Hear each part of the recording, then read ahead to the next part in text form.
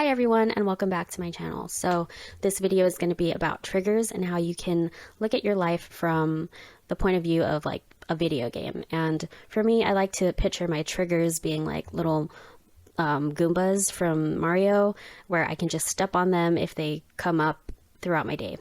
Rule number one, acknowledge what the triggers are. You won't be able to level up or beat up the bad guys, so to speak, if you don't know what to look out for. So what I do is I make a list of potential triggers. I've always loved writing, but if you don't really like writing and you think it's boring or you don't retain anything from taking notes, you can always use an app that I use called Voice Recorder. I actually use this app to just kind of talk to myself sometimes when I'm feeling really bad, but you can use this as a form of journaling and just make your list. Just tell yourself, okay, I'm going to go to a party and I might see someone that I'm not friends with anymore. This might be triggering. And then number two, my mom's going to call me on the phone. She tends to trigger me. That's the second trigger. So just make the running list of things that could bother you throughout your day. And then you'll be able to, I guess, beat up those triggers. So the next step is to think about the things that you do on impulse when these triggers happen. Now, the impulsive things that you do tend to be things you regret later, like burning a bridge and cutting people off unfairly, or maybe just like watching Netflix or playing video games all day. I would write that down, and then I would look at those things as if they were like ways you can lose life or lose health in a video game. And since I don't like fucking up and I'm very competitive, I don't want to do that. So the last boss is CBT, doing CBT to conquer your triggers. Basically what you're doing here is you're acknowledging that your perception is off right now, and you're just taking small steps to write that out or talk that out in whatever form you like to do.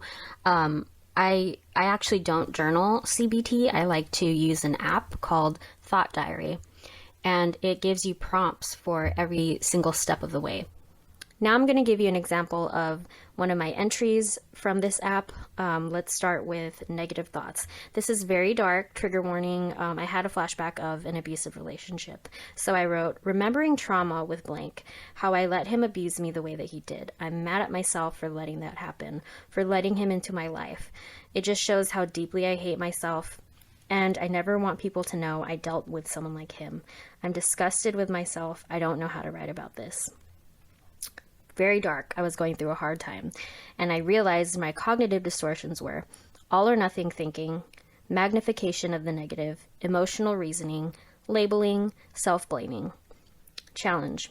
I can remind myself that statements like I should have known better are not conducive to healing. I can treat myself as I would a good friend who experienced trauma, no matter how complex.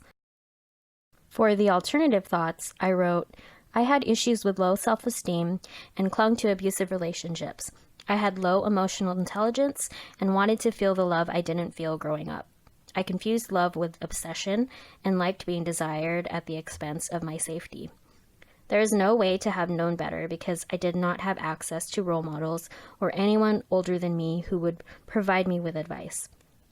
It's not right to call myself horrible names when this is an experience I had as a young person. And the reason why CBT has helped me so much is because I've just learned to do it every single day. And it comes to a point where sometimes I don't even need to open the app. I can just know right away that the distortion that I'm engaging in is affecting like my body right now. It's affecting my trigger. It's affecting the way that I respond to people. Another thing to note is I'm not saying that you should do this in place of therapy or like that it's gonna solve all your problems, because I still have a lot of trauma. I'm seeing a therapist for that, but just to get through my days and to be self-sufficient, I like to apply this video game analogy type of thing, and I hope that this helps somebody out there. So feel free to message me or DM me, leave a comment, and maybe we can become pen pals. Okay, I'll see you in my next video. Bye.